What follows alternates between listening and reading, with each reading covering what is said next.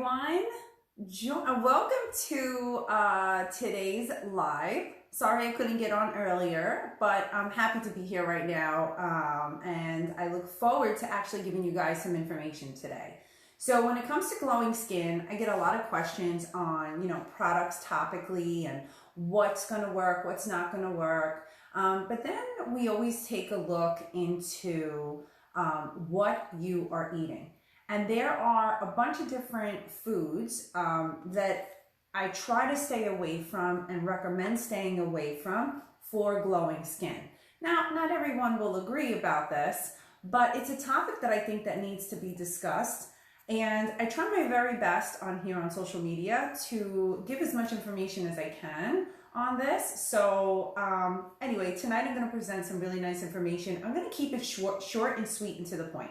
All right, so in order for your skin to maintain this glow, not look dull, dried out, or puffy, if you feel that your face looks puffy, or you just don't like the texture of the skin, it's really important, in addition to what you're putting on your skin every day, to take a look at what you're eating every day.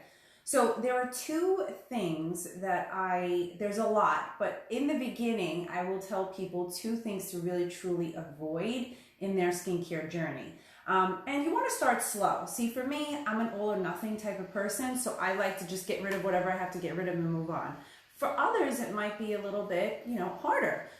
You might want to start a little bit slow. So the two things that I like to avoid are gluten and dairy. Now, in order for your skin to glow, you need adequate nutrition, all right? So if you're eating a diet that is high in carbs and sugars, dairies, glutens, carbs could be bread, it could also be very high in, just think about your sugar and your carb content with crackers and breads and all of that. Now, if you have a diet high in that, your skin will definitely react to that. And what can happen is you can get irritated, you can get redness, you can get acne, or you can just be very irritated.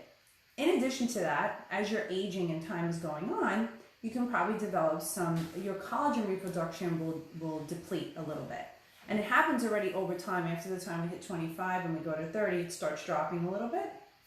But the reason why I don't like gluten is because it really does inflame the body. So if you take a look at what gluten does, and you guys can totally research on this own if you like, I will give you as much information as I can tonight, but basically, how does it inflame the skin, right? Well, if it's inflaming the body internally, it's going to do the same thing on your skin. So remember, if you're having any issues with certain foods that bother your gut and your skin goes hand in hand. So let me tell you a little bit about what is gluten. So gluten is found in wheat grains, and you could think of gluten as, if you're not familiar with it, it's wheat, barley, rye, oat, pasta, spelt, couscous, and it's also in some condiments. So it could be soy sauce, barbecue sauce, dressings that you buy from the store. It can also be in your ketchup, any of those condiments, malt vinegars, stuff like that. So now I'm not saying to read every single thing that you purchase, because that can get rather overwhelming. But if you open up your horizons a little bit and you start to take a look at some of the things you're eating daily, you will find that gluten is in a lot of the foods. So even like prepackaged foods have a lot of gluten in it. The other thing that I try to avoid and recommend avoiding is dairy. Now, dairy is very inflammatory to the body, but you may have it every day and say, I really don't have an issue with it. And that's fine too. But there is known studies that dairy does cause breakouts. So as it can be very inflammatory to inside of the body, remember, whatever's going on inside will come on the outside. So if you get breakouts, take notice if you guys are eating a lot of products that contain dairy, or if you're drinking milk. Now, the reason why I'm not a fan of dairy is because it contains casein and whey. And it's really pumped, cow's milk is really pumped with a lot of hormones. And then we ingest those hormones, which isn't good for us, okay? So casein is a protein found in milk. And the body has a really difficult time breaking it down. So just imagine if it has a difficult time breaking it down, what it will do for our skin. So just think like excess mucus, respiratory issues, feeling congested, and that will also in turn give issues with the skin as well. So you think acne, redness, little bumps and lumps on the skin, a little bit of pus, stuff like that, okay? So whatever's upsetting your body will also upset your skin. So those are the two. And then obviously there's whey. Whey, there's a lot of speculation on the market. Some people say whey is fine.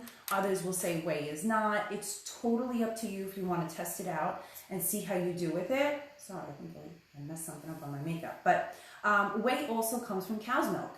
And basically where does it come from is how they make cheese. And then they put these enzymes that are added to it, to the milk, to separate it into curds. So you have the cheese and then you have the liquid whey. So some people that have digestive issues will have issues with whey because of the lactose, which is one of the main components in whey. So you may hear that people say that they're lactose intolerant, but that also comes down to the casein that's in the milk as well. So they kind of go hand in hand. But some people really do want whey in their protein shakes.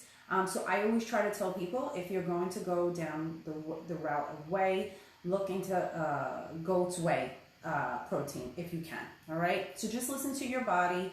And I tell, if some people say, well, then how should I eat every day? How do I keep track of this? How do I know if I'm having any issues with gluten and or dairy? So I tell everyone, create a food journal.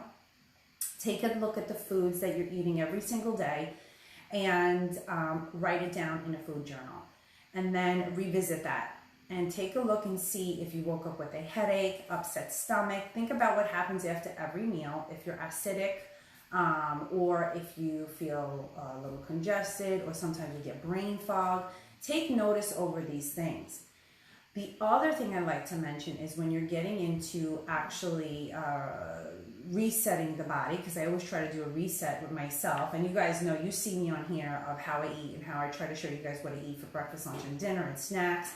It can actually be very easy. But when you're first starting out and you're looking to venture out into a better option for yourself, look into Paleo or Whole30. Those are two really great options when you're getting started, to see kind of like where you fit and how it can help you. Those will eliminate the dairy, and I'm almost certain the gluten in most aspects.